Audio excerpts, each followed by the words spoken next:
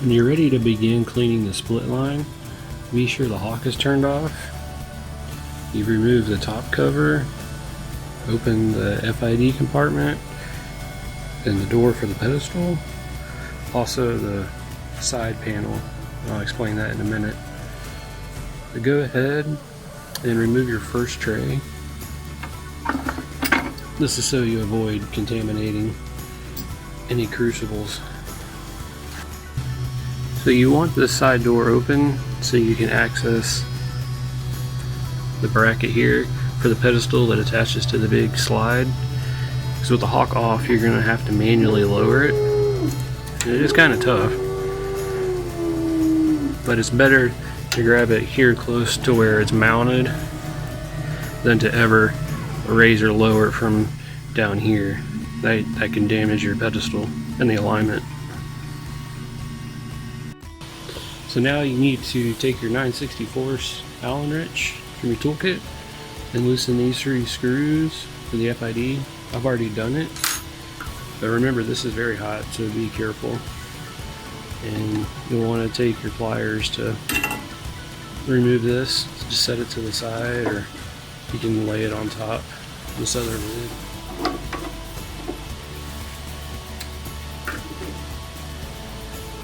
This would be a good time to check your FID jet. Now you can see our other video on removing and cleaning the FID jet, but I'm just going to take the little flashlight from the toolkit and shine it up through the bottom of the oven tube and visually look through the top of the FID to see if the jet is cleared. Take a few pieces of paper towel or absorbing paper towels and put one over the top of the FID. This will trap any particulates that may come up, and also it'll help decrease the amount of airborne solvent. We'll take another one and we'll put it at the bottom of the oven tube, and we'll raise up the pedestal to hold it in place. And again, I'm raising it from the back where the bracket mounts to the slide.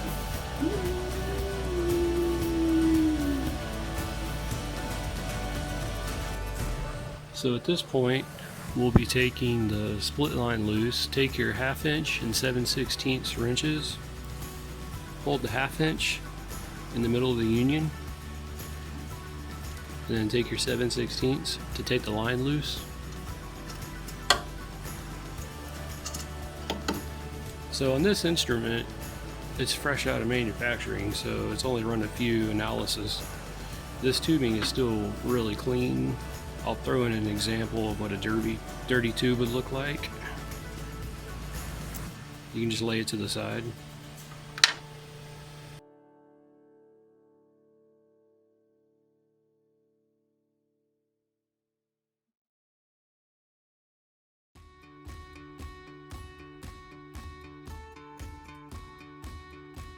Okay, so at this point, you've got your approximately 10 milliliters of dichloromethane, and using the syringe from the toolkit, you can hook up the tube to the split line.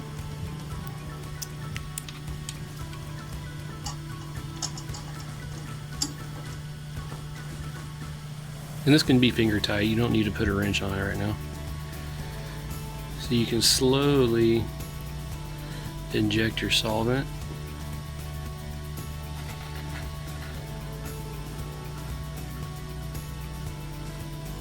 And this is back flushing the split line right now.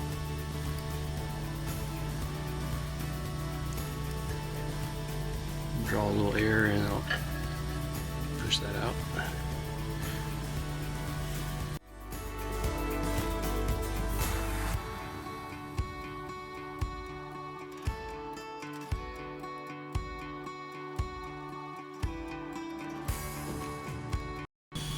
Now keep in mind, this is a new instrument that's going through quality control before shipping, so this isn't very dirty. So we'll throw in some examples of what a dirty one would look like.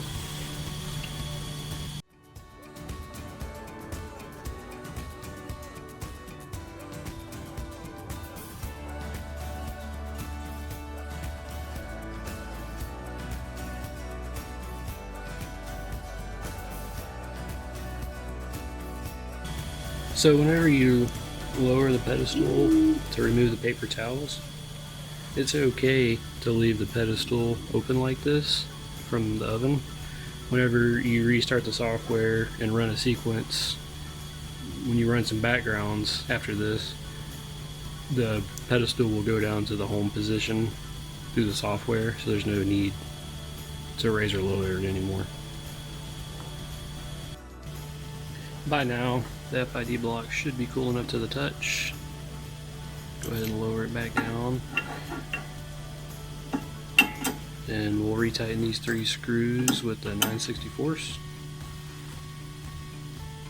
I'm going to be sure to tighten them evenly so the block sits flat. You don't have to really crank down on them.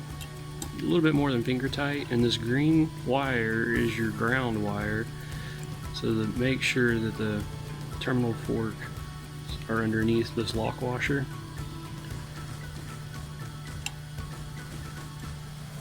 And then we'll make sure they're all snug.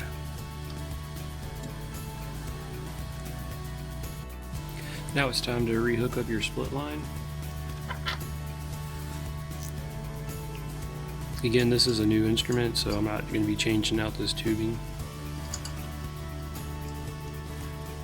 You can start it till it's snug. Then again, take your 1/2 inch and 7/16 wrenches, and then tighten it just a little more than snug.